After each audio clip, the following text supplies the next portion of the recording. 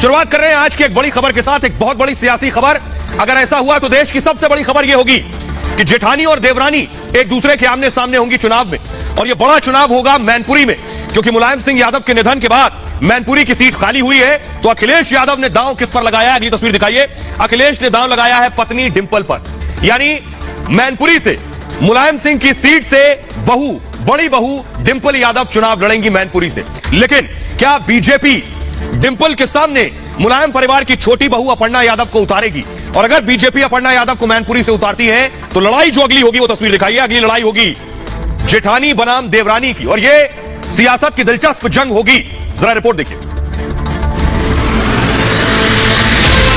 UP की बहू कह लो अपने आपको, यूपी की बहू डिंपल यादव। हम जात पात पे ना बटे, मैंने पहले भी कहा राष्ट्र से बढ़कर कुछ नहीं है, राष्ट्र ही आगे ले जाएगा। यह उत्तर प्रदेश की सबसे बड़ी जंग होगी, जहां देवरानी और जेठानी आमने सामने होंगी। मैनपुरी की भाभी डिंपल यादव के खिलाफ क्या बीजेपी मैनपुरी की छोटी बहू अपर्णा यादव को मैदान में उतारेगी?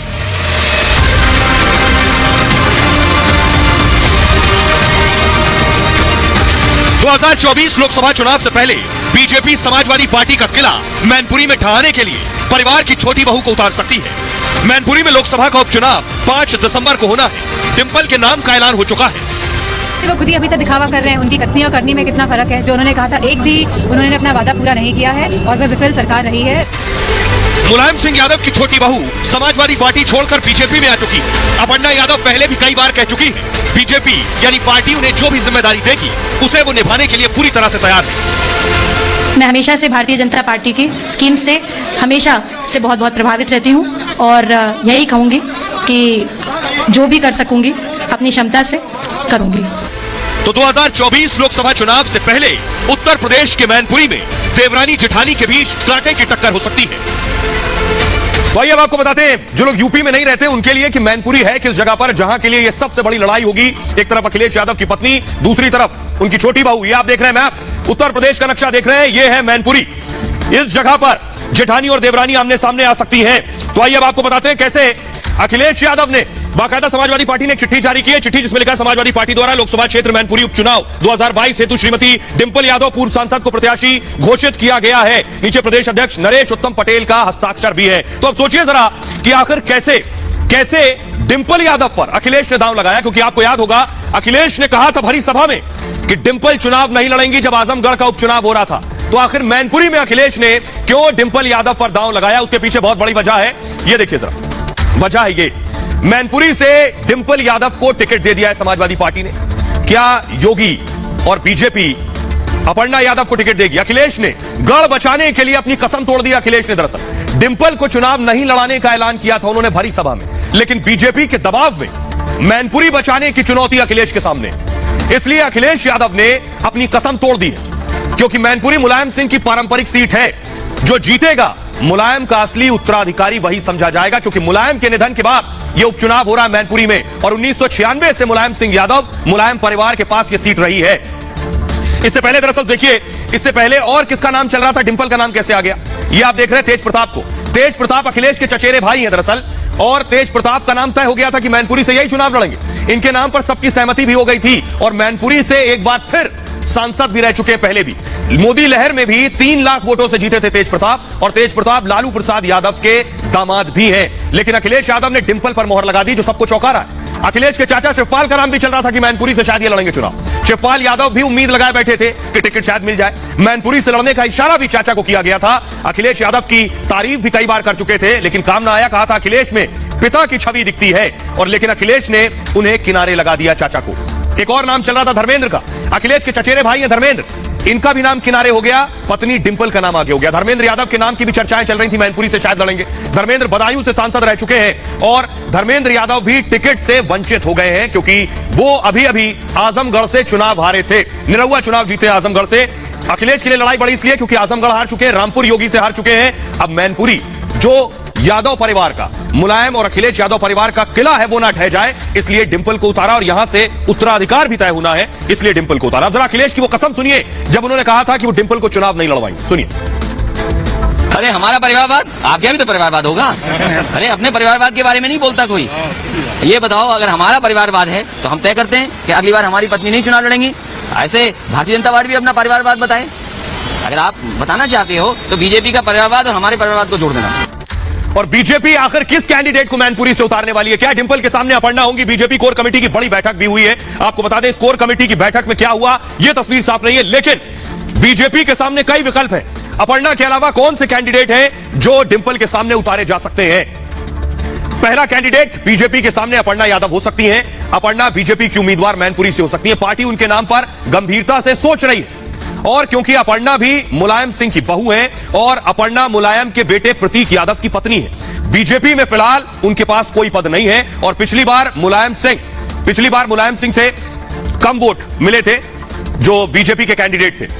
ये आप देख रहे हैं जयवीर सिंह को।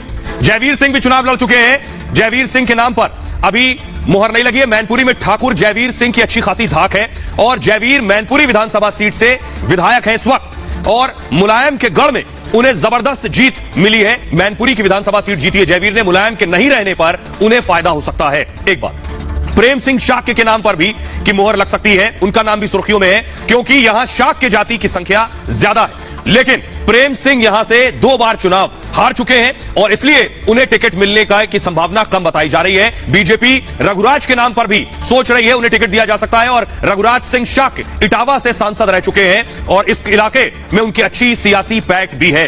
अगला नाम है ममतेज शाक्य। ममतेज को भी टिकट मिल सकता है, और बीजेपी उनके नाम पर भी विचार कर रही है। ममतेज पटियाली सीट से विधायक रह चुके हैं। शिवपाल यादव के नाम पर भी चर्चा हो सकती है, क्योंकि सियासत में कब क्या हो जाए कोई नहीं जानता। शिवपाल की भी लॉटरी लग सकती है मैनपुरी में। यह चुनाव लड़े तो बीजेपी समर्थन भी दे सकती है, और क्योंकि शिवपाल यादव चुनाव लड़ना चाहते हैं और योगी अखिलेश यादव को हराना चाहते हैं। आपको याद होगा, दूर मत जाइए, अमेठी का चुनाव लीजिए। अमेठी का चुनाव कांग्रेस के लिए नाक की लड़ाई थी। कांग्रेस का किला बीजेपी ने अमेठी में ढा दिया। अब मैनपुरी अखिलेश का किला है, उसे ढाने की पूरी कोशिश करेगी बीजेपी। आइए अब आपको सुनवाते हैं, सुनिए जरा क्या कुछ कह रहे हैं समाजवादी पार्टी के नेता अनुराग भदौरिया और सुब्रत पाठक, जो कन्नौज से सांसद है, जहां से कभी सांसद हुआ करती थी डिंपल यादव। दोनों को सुनिए। देखिए, कार्यकर्ताओं की मांग पे पार्टी ने फैसला लिया, और इस बार आप देखेंगे कि कार्यकर्ता इससे उत्साहित हैं। उनके अंदर एक नया उत्साह आया है कि उनकी बात को माना गया। दूसरी बात कि आप देखेंगे कि रिकॉर्ड मतों से इस बार मैनपुरी सीट जीतेगी और एक इतिहास कायम होगा। समाजवादी पार्टी ने अपने मूल चरित्र के अनुसार ही मैनपुरी लोकसभा के उपचुनाव से अपने प्रत्याशी श्रीमती डिंपल यादव जी को घोषित किया है। जिस प्रकार से समाजवादी पार्टी का निर्माण तो समाजवाद के नाम पर हुआ था, लेकिन जब पार्टी अस्तित्व में आई तो यह जातिवादी हो गई। और आइए अब मैं आपको बताने जा रहा हूं कि मैनपुरी में कौन जीत सकता है। यह पता चलेगा आपको जातीय समीकरण से। मैनपुरी में क्या है जातीय समीकरण, यह देखिए आपके सामने आ गए। यादव वोट 4,25,000 है, तो शाह के वोट 3,25,000 है। इसलिए हो सकता है बीजेपी किसी शाह के कैंडिडेट को उतारे। क्षत्रिय 2,25,000 है, और जाटव 1,20,000 है मैनपुरी में। ब्राह्मण 1,10,000 और लोधी वोट 1,00,000 है। वैश्य 70,000 और मुस्लिम वोट 55,000 है। तो शाक्य और यादव मैनपुरी का रास्ता तय करते हैं, और बीजेपी पूरी कोशिश करेगी कि ऐसे कैंडिडेट को उतारे। क्या शिवपाल को उतार सकती है? अपर्णा यादव को बीजेपी उतार सकती है, तो शिवपाल का रुख क्या होगा? जरा सुनिए, शिवपाल ने इशारा तो किया। ये सब बातें जब फैसले हो जाएंगे तब सब आपके सामने आएगा। कब तक सर इंतजार करना होगा? बहुत ज्यादा इंतजार नहीं करना पड़ेगा। शिवपाल जी, एक नाम और सामने आ रहा है कि आपकी एक बहू अपर्णा यादव है, उन्हें भाजपा मैदान में उतार सकती है मैनपुरी से, तो क्या बहू का समर्थन करेंगे आप? अब ये तो भाजपा वाले को फोटो, हमारी पार्टी अलग है। आइए अब मैं आपको बताता हूं कि बीजेपी ने कैसे मैनपुरी में जो समाजवादी पार्टी का गढ़ और किला उसमें सेंधमारी कर दी है। उसका पूरा आंकड़ा मैं आपको दिखाने जा रहा हूं कि इतना आसान नहीं होने वाला है अखिलेश यादव के लिए यह मैनपुरी जीतना। ये आप देख रहे हैं ग्राफिक्स, ये आप देख रहे हैं, यह है मैनपुरी की स्थिति 2014 का आंकड़ा मैं आपको बता रहा हूं। 2014 लोकसभा चुनाव में बीजेपी समाजवादी पार्टी को आप देख रहे हैं 6,54,000 वोट मिले थे, और बीजेपी को मिले थे 3,33,000 वोट। लगभग जीत का अंतर था 3,21,000 2014 में। यह अंतर कैसे कम हुआ है, यह आपको बता रहा हूं। अंतर देखिए जरा, 2019 का जो चुनाव था, इसमें बीजेपी को 4,30,000 वोट मिले और समाजवादी को 5,25,000। जीत का अंतर 95,000 हो गया है सर। तो जीत का अंतर बहुत ज्यादा नहीं है। बीजेपी यहां बाजी पलट सकती है, इसलिए स्ट्रॉन्ग कैंडिडेट को उतारना चाहेगी बीजेपी डिंपल यादव के खिलाफ। बहरहाल चुनाव का मौसम है, तो गुजरात चुनाव की बात करते हैं। बीजेपी ने गुजरात में बीजेपी के स्पेशल 160 बीजेपी के जो स्पेशल है उन नामों का ऐलान किया है। प्रधानमंत्री मोदी की तस्वीर आप देख रहे हैं। गुजरात में प्रधानमंत्री मोदी जोर शोर से प्रचार कर रहे हैं और प्रधानमंत्री की पूरी कोशिश है कि एक बार फिर से गुजरात में वापसी की जाए। गुजरात की अब तक सारी लोकसभा सीट बीजेपी जीतती आई है और विधानसभा में भी जो सर्वेज आ रहे हैं वो बीजेपी की जीत का इशारा कर रहे हैं और इसलिए बीजेपी ने बड़े योद्धाओं को चुना है। एक क्रिकेटर जडेजा, रविंद्र जडेजा की पत्नी को आप देख रहे हैं। रविंद्र जडेजा की पत्नी को बीजेपी ने मैदान में उतार दिया है, यानी बीजेपी की पिच से अब बैटिंग करने वाली है जडेजा की पत्नी। देखिए जरा बीजेपी ने जिन लोगों को टिकट दिए, जो नाम वो आपके सामने है, ये आप देख रहे हैं। सबसे पहले भूपेंद्र भाई पटेल। गुजरात में बीजेपी ने अपनी पहली लिस्ट जारी की है और बीजेपी की पहली लिस्ट में 160 उम्मीदवार हैं। बीजेपी ने 14 महिलाओं को टिकट दिया है इन 160 में से। अब तक 38 विधायकों को का टिकट काट दिया गया है। भूपेंद्र पटेल घटलोडिया से चुनाव लड़ने वाले हैं। साथ ही साथ 2017 में भूपेंद्र पटेल यहीं से चुनाव जीते थे और इससे पहले आनंदीबेन पटेल की सीट यह हुआ करती थी। अगला नाम देखिए जरा, कांतिलाल अमृतिया को मोरबी से टिकट दिया। मोरबी जहां पर पुल गिरा था, मोरबी हादसे में उन्होंने कई जानें बचाई थी कांतिलाल ने, इसलिए उन्हें टिकट दिया गया। खुद नदी में कूदकर लोगों को बाहर निकाला था और मोरबी हादसे में इन्होंने कई जानें बचाई उस दौरान। साथ ही साथ आपको बताऊं कि 2017 में हार गए थे कांग्रेस से, ब्रजेश मेरजा जीते थे उस दौर में। मूव कीजिए से आगे। बाद में मेरजा बीजेपी में आए और फिर विधायक बन गए थे। साथ ही साथ लेकिन इस बार उनका टिकट काट दिया गया है। अगला नाम है रविंद्र जडेजा की पत्नी। जामनगर उत्तर से रिबाबा जडेजा को टिकट मिला है। क्रिकेटर रविंद्र जडेजा की पत्नी है रिबाबा जडेजा और टिकट मिलने पर रविंद्र जडेजा ने भी खुशी जताई है। मोरबी हादसे में उन्होंने कई जानें बचाई थी। हार्दिक पटेल को वीरमगान से टिकट मिला है और कांग्रेस छोड़कर बीजेपी में आए हैं हार्दिक पटेल। कांग्रेस के कार्यकारी अध्यक्ष हुआ करते थे हार्दिक। अगला नाम है हर्ष सांघवी। हर्ष सांघवी मजुरा से चुनाव लड़ेंगे और मजुरा से वो 2 बार विधायक भी चुने गए हैं। हर्ष सांघवी गुजरात के गृह राज्य मंत्री भी हैं। आइए अब आपको सुनाता हूं रविंद्र जडेजा की पत्नी जिन्हें टिकट दिया गया वो क्या कह रही, सुनिए।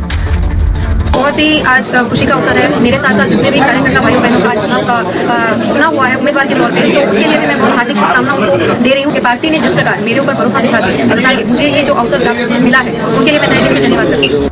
रविंद्र जडेजा ने खुद ट्वीट किया और शुक्रिया अदा किया है।